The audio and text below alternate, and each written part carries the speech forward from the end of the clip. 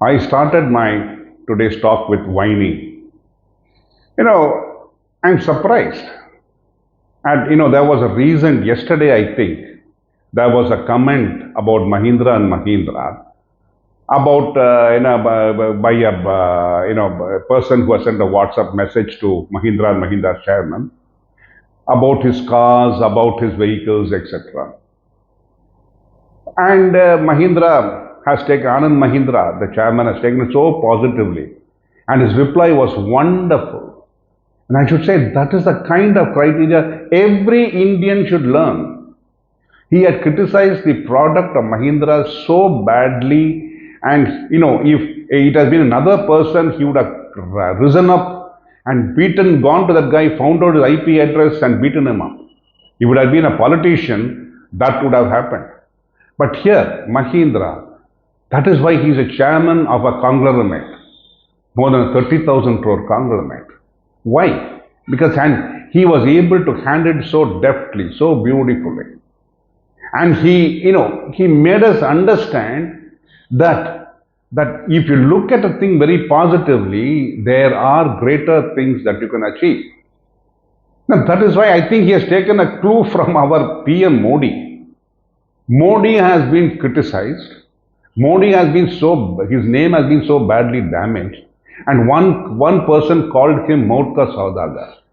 It is so, what depths you can go down to criticize a person.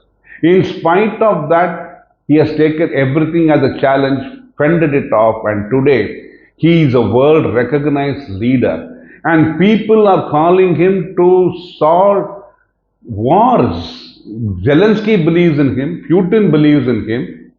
Our friend Netanyahu believes in him, and even the opposition of Netanyahu are willing to listen to Modi for taking this forward. So, when you look at anything, a criticism as a positive, idea, yes, where can we improve upon based on the criticism is what Anand Mahindra has taught us today. So, taking a cue from him, the angle which I am looking at is that yes, it's very easy to whine, very easy to criticize, very easy to state that we are all clodders, our products are so cloddy, it is so shabby. Everything can be said about it. But when you compare yourself to the US, 100-year-old, more than 100 years old, the capability of US. Germany, they started manufacturing for I think, the first Mercedes-Benz was somewhere in 1870s or something. See, you are looking at something so different. You must understand what is their tradition and what is our tradition. I recall that when we wanted to start a small car manufacturer, I'm not looking at the politics of it, but I'm telling you the facts behind it is what I understood. Somebody designed a car and gave a small project. And then during the time, some leaders, some political leaders said, no, if we give that, we will not be able to get what we have to get out of that. And so they brought in Maruti and they converted that car into a Maruti car, and then they went into collaboration, and then we had Maruti. Maruti came with so much of political backing that if it is a leader today, it is not because of its own capability. Yes, it has delivered. Suzuki has delivered. But Suzuki was not a known car manufacturer. Yes, he was known for his bikes and other things. But today, you have Toyotas coming in, you have the Mazdas coming in, you have every type of car willing to come into India and force its way. And we have a local challengers like the Tatas and Mahindra who are willing to take it forward. Now we have, I think, JSW Steel has tied up with another MG Motors or something, and they are willing to produce new type of cars here.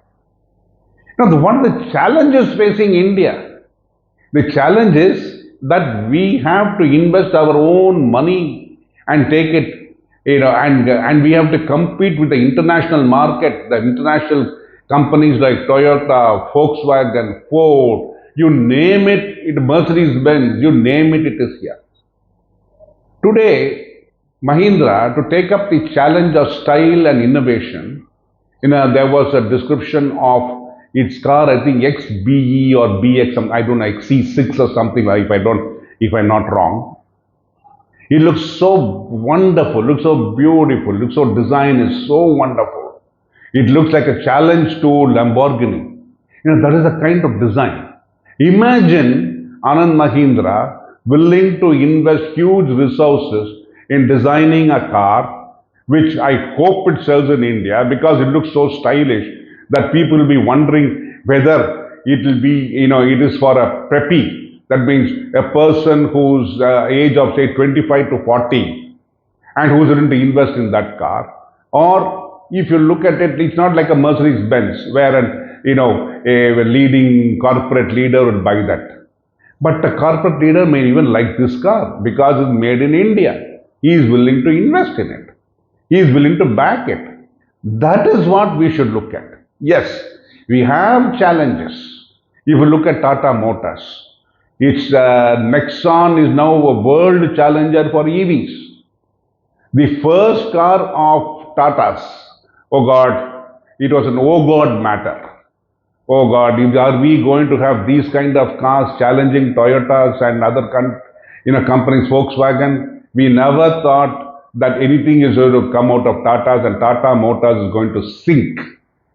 And today, Tata Motors is producing cars which are so stylish. They are selling very well. They have cornered a little bit of the market. I think it's about 8%. And people are willing to rely on Tata products. And they are willing to buy the Tiago, the Nexon, and so many other new products are coming out in the market of Tata's. See, so it takes time. It takes investments. It is not an overnight job to produce any product. And for that, cars are exceptionally a difficult product to manufacture because you have to change the designs. When you change the design, the whole product infrastructure changes. The platform on it which manufactured has to change. So many new technicalities. People who are working on that should understand the technicalities behind it. They should be trained for it. For example, EV cars are different from diesel cars. Diesel cars are different from petrol cars. People want EV cars. No, EV cars, how do you look at it? Well, does it have a complete operation with a computer? Or are you introducing driverless cars? The whole train of thought changes. If you're looking at an EV car, you don't have, I understand that EV cars are different from petrol cars because you have to only use the battery for it. Now today if you look at the batteries, they are huge. But now a new concept has come in wherein you don't buy the batteries, you buy the car and then you hire the batteries. It is something very, it's a concept which has never been applied or thought about at all by anybody all these years. But today India is thinking, India's engineers are thinking fast, they are thinking on their feet and they're implementing it and people are willing to back them. There are so many startups which have caused these kind of new inventions. They are willing to look forward and that forward is not what we should look at.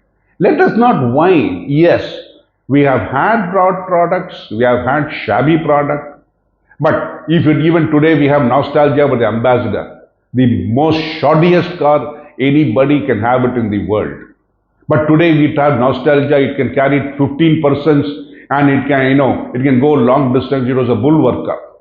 But you have to give in to style. You have to give in to new products. You have to give in to mileage. You have to give in to the speed. For example, you can't ride an Ambassador car on these highways today. The highways are so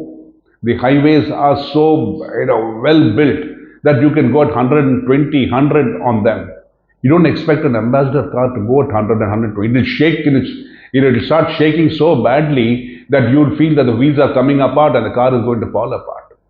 So things change. We have to evolve. You have to look at it more positively. Let us not whine about it.